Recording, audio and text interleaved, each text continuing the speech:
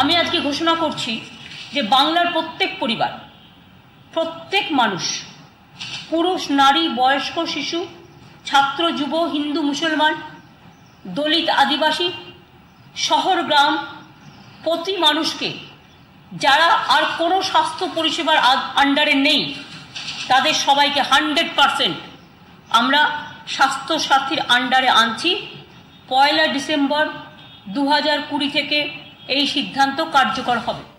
পশ্চিমবঙ্গে বহু নার্সিংহোম হাসপাতালে আমরা মাঝে মধ্যেই দেখি রোগী পক্ষকে অভিযোগ জানাতে যে হাসপাতাল কর্তৃপক্ষ রাজ্য সরকারের যে স্বাস্থ্য সাথী কার্ড আছে তা গ্রহণ করছে না, তার জন্য অনেক রকম সমস্যার সম্মুখীন হতে হয় তাদের। এই মুহূর্তে আমরা বসে আছি কলকাতার অহিও হাসপাতাল এবং মেডিকেল সেন্টারে এবং কথা বলে নেব এখানকার কার্ডিওলজি ডিপার্টমেন্টে যিনি প্রধান রয়েছেন ডক্টর জয়তী রক্ষিতের সঙ্গে, এবং তার থেকে শুনবো স্বাস্থ্যসাথী কার্ড সম্পর্কে এবং তাদের হাসপাতালে কিভাবে স্বাস্থ্যসাথী কার্ড নেওয়া হয় এবং রোগীদেরকে চিকিৎসা পরিষেবা দেওয়া হয়। আচ্ছা, এই যে প্রশ্নটা তুমি আমায় করলে, এটা একটা খুবই গুরুত্বপূর্ণ এবং দরকারি প্রশ্ন। এখন দেখা যাচ্ছে যে আমাদের এখানে বহু রোগী যারা আসছেন, এবং শুধু কলকাতা শহর না, গ্রামাঞ্চলের দিক থেকেও যারা আসছেন, তারা স্বাস্থ্যসাথী কার্ড বলে একটি হেলথ কেয়ার কার্ড নিয়ে ওরা আমাদের কাছে আসেন, এবং এটি পশ্চিমবঙ্গ রাজ্য সরকার তাদেরকে দেয় তাদের স্বাস্থ্য পরিষেবার সাহায্যের জন্য। এই স্বাস্থ্যসাথী কার্ডটি খুবই একটি দরকারি এবং মূল্যবান কার্ড। তার কারণ হচ্ছে এই স্বাস্থ্যসাথী কার্ডটা দিয়ে অনেক পেশেন্টের অনেক রকম চিকিৎসার বহু রকমের সুবিধা রাজ্য সরকার আমাদের দেন, কিন্তু এটা আমাদের অনেক পেশেন্টই এটা সম্বন্ধে অবগত নন। সেই জন্য আমাদের এটা খুব ভালোভাবে জানতে হবে যে এই কার্ডটি কোন কোন ক্ষেত্রে আমরা ব্যবহার করতে পারি এবং কিভাবে ব্যবহার করতে পারি। এই স্বাস্থ্যসাথী কার্ডটার যেটা একটা সবচেয়ে বড় উপকারিতা, সেটা আমি একজন কার্ডিওলজিস্ট বা হার্টের বিশেষজ্ঞ হিসেবে বলছি যে আমাদের কার্ডিওলজির যে গুরুত্বপূর্ণ টেস্টিংগুলো হয়, যেমন ধরো অ্যাঞ্জিওগ্রাম, যেখানে আমরা একটি ছোট্ট চ্যানেল বা ক্যাথেটার পুড়িয়ে বুকের আর্টারির ছবি তুলে দেখি সেখানে কোনো ব্লকেজ আছে কিনা, সেই অ্যাঞ্জিওগ্রামটা পুরো রাজ্য সরকার পেশেন্টকে দিয়ে দেন। আমরা এই অ্যাঞ্জিওগ্রামের জন্য 1 টাকাও পেশেন্টের কাছে চার্জ করি না।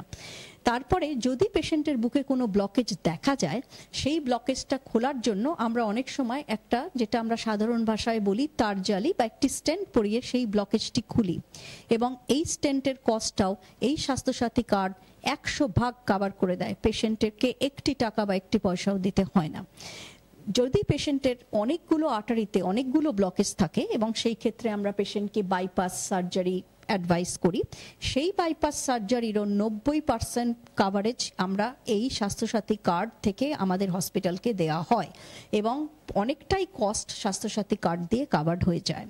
এখন একটাই জিনিস শুধু আমাদের লক্ষ্য রাখতে হবে যে এই সিএজি বা অ্যাঞ্জিওগ্রাম বা বাইপাস সার্জারির আগে কিছু পরীক্ষার দরকার হয়। যেমন একটা ধরুন, আমরা পেশেন্টকে অনেক সময় বলি একটা ইলেকট্রোকার্ডিওগ্রাম দরকার বা একটা একোকার্ডিওগ্রাম দরকার বা কিছু রক্ত পরীক্ষা, সেইগুলো স্বাস্থ্যসাথী কার্ডের বিভাগে মাধ্যমে হয় না। সেগুলোর জন্য আমরা পেশেন্টকে খুবই অল্প পরিমাণে একটা চার্জ করি, যেটা আউট পেশেন্ট হিসেবে এই টেস্টগুলো হয়, এবং তারপরে পেশেন্ট স্বাস্থ্যসাথীতে একবার অ্যাডমিট হয়ে গেলে সেই স্বাস্থ্যসাথী কার্ডের মাধ্যমে আমরা হার্টের অনেকটাই প্রাথমিক চিকিৎসা এবং এই প্রসিজিওরগুলো স্বাস্থ্যসাথীর কার্ডের মাধ্যমে পেশেন্টদের হয়ে যাবে, এবং এতে পেশেন্টদের কোনো ফাইন্যান্সিয়াল লায়াবিলিটি বা আর্থিক কোনো অসুবিধা থাকার কথা নয়। এবং আমাদের হসপিটালে আমি এই 2 বছর প্র্যাকটিস করছি, আমি বহুদিনই বাইরে ছিলাম, এবং আমি এখানে এসে কার্ডিওলজি এই হাসপাতালের কথা যেখানে রোগীরা এইভাবে পরিষেবা পাচ্ছে স্বাস্থ্যসাথী কার্ডের, কিন্তু আমাদের রাজ্যে আমাদের সংবাদ মাধ্যমের খবরের মধ্যে দিয়ে অনেক হাসপাতাল নার্সিংহোমে উঠে এসছে যেখানে গ্রহণ করা হয় না স্বাস্থ্যসাথী কার্ড। এটা কেন? আচ্ছা, এবার তোমাকে বলি, এই স্বাস্থ্যসাথী কার্ডটা নেওয়ার জন্য আমাদের প্রত্যেকটি হসপিটাল বা নার্সিংহোমের কিছু করণীয় কাজ আছে, এবং সেটা একটু সময় সাপেক্ষ এবং করতে হয়। যেমন ধরো, প্রথমে পেশেন্ট আসে, আমরা সেই পেশেন্টকে দেখে আমাদের পেশেন্টের যা প্রাথমিক ফাইন্ডিং বা এক্সামিনেশন ফাইন্ডিং, এগুলো লিখে একটা একো ইসিজি অ্যাটাচ করে স্বাস্থ্যসাথী বিভাগে পাঠাতে হয়। স্বাস্থ্যসাথী বিভাগ সেইটা দেখে নির্ণয় করবেন, যে আমার নোটটা দেখে তারা বুঝবেন যে হ্যাঁ, পেশেন্টের এই সার্জারিটা খুবই অবশ্যভাবে দরকার। তখন ওনারা আমাদের একটা অথরাইজেশন দেন, এবং সেই অথরাইজেশনটা পাওয়ার পরে সার্জারিটা আমরা প্রসিড করতে পারি। তো এই কাজটা করার জন্য প্রত্যেকটা হসপিটাল বা নার্সিং হোমে একটা ডেডিকেটেড টিম লাগে। আমার এখানে হসপিটালে 2 জন নার্স আছে, একজন স্বাস্থ্যসাথী বিভাগের দপ্তরে একজন আছেন, এবং তারা 3-4 জনে মিলে এই সিস্টেমটাকে কোঅর্ডিনেট করেন। সুতরাং স্বাস্থ্যসাথী কার্ড নেবার জন্য আপনাদেরকে একটু খাটতে হবে এবং সেইটা 3-4 জন মিলে এটাকে অর্গানাইজ করলে স্বাস্থ্যসাথী কার্ডে পুরো হার্টের চিকিৎসা সম্পূর্ণভাবে বিনা কোনো পেশেন্টের টাকা খরচে মেজর সার্জারিগুলো হয়ে যাবে। শুধু যেটা করতে হবে যে পেশেন্টকে একটু আগে আসতে হবে, আমাদেরকে দেখে আমরা যখন অথরাইজেশন লেটারটা পাঠাবো ফাইন্ডিং দিয়ে পেশেন্টকে এক্সামিনেশন করে সেই অথরাইজেশন লেটারের ভিত্তিতে স্বাস্থ্যসাথী দপ্তর আমাদের জানিয়ে দেবেন যেটা টু প্রসিড, ওকে টু প্রসিড, বা আমাদের অথরাইজেশন দেবেন এবং তারপরেই আমরা সার্জারিটা করতে পারবো। সেটা হয়তো অনেক ক্ষেত্রে অনেক হসপিটাল বা নার্সিং হোম এটাকে সময় সাপেক্ষ ভাবে এবং সেই রাস্তা পদ্ধতিতে দেখতে চায় না, কিন্তু আমাদের ওয়াহায় হসপিটালে আমরা এখন মোটামুটি একটা সিস্টেমে পড়ে গেছি এবং আমরা এটা জানি যে কিভাবে করতে হয় এবং আমরা প্রত্যেকটি পেশেন্টকে এই সুবিধাটা দিচ্ছি।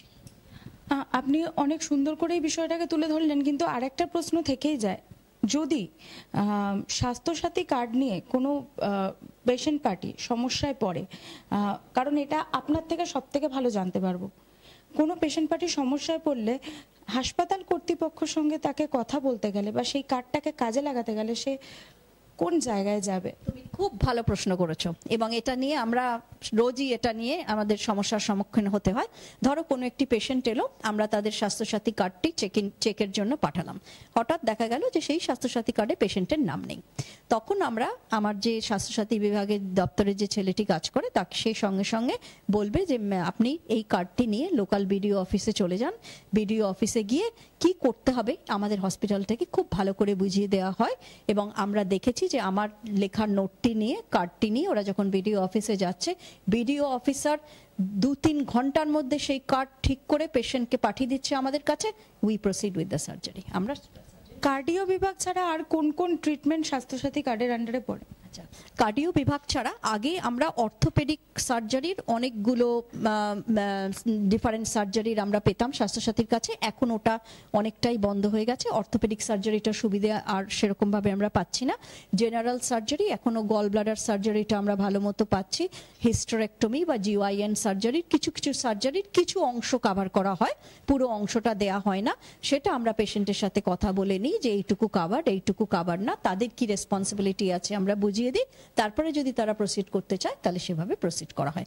তবে যেটা আমাদের শরীরের সবচেয়ে বড় ইম্পর্টেন্ট যন্ত্র, যেটা আমাদের হৃদযন্ত্র এবং যেটা মানুষের life saving organ of the body বলে আমরা বলি, তার যে মেজর চিকিৎসা বা সার্জারি সেগুলো স্বাস্থ্যসাথী কার্ডে অত্যন্ত সুন্দরভাবে কভার হয়ে যায়। এটার জন্য কোনো অসুবিধে নেই। আমি গত 2 বছর ধরে করছি এবং আজ অবধি আমি এখানে ধরুন 200-300 অ্যাঞ্জিওগ্রাম অ্যাঞ্জিওপ্লাস্টি করেছি, আমার কোনো অসুবিধা হয়নি স্বাস্থ্যসাথী কার্ডে। এছাড়াও অনেক সময় দেখা যায় অনেক নার্সিংহোম স্বাস্থ্যসাথী কার্ড নেয় এবং চিকিৎসা পরিষেবাও দেওয়া হয়, কিন্তু তারপরে যখন পেমেন্টের সমস্যা, মানে পেমেন্টের বিষয়টা আসে, সেই সময় সমস্যায় পড়তে হয়। হ্যাঁ, মানে সরকারের তরফ থেকে স্বাস্থ্যসাথী কার্ডের আন্ডারে যে টাকাটা বরাদ্দ করা হয় সেই টাকাটা ক্লিয়ার হতে একটু সমস্যা হয় হাসপাতাল বা নার্সিংহোম কর্তৃপক্ষের কাছে। হ্যাঁ, এই বিষয়টা একটু জানতে চাই। এটাও খুব গুরুত্বপূর্ণ একটা প্রশ্ন করেছো তুমি আমাকে। অনেক সময় অনেকে কমপ্লেন করেন হসপিটাল কর্তৃপক্ষ যে তারা স্বাস্থ্যসাথীর পেমেন্টটা সময় মতো পাচ্ছেন না। আমার যেটুকু সীমিত এক্সপিরিয়েন্স আমি এটুকু বলতে পারি, আমি গত 2 বছর আমি 2 বছরে যেটা দেখেছি, ঠিক 2 থেকে 3 মাস, অনেক সময় মোস্টলি 3 মাসের মধ্যে আমাদের পেমেন্ট আমরা পেয়ে যাচ্ছি, সেখানে কোনো অসুবিধা নেই, আমাদের কোনো অসুবিধা হয়নি এখনো।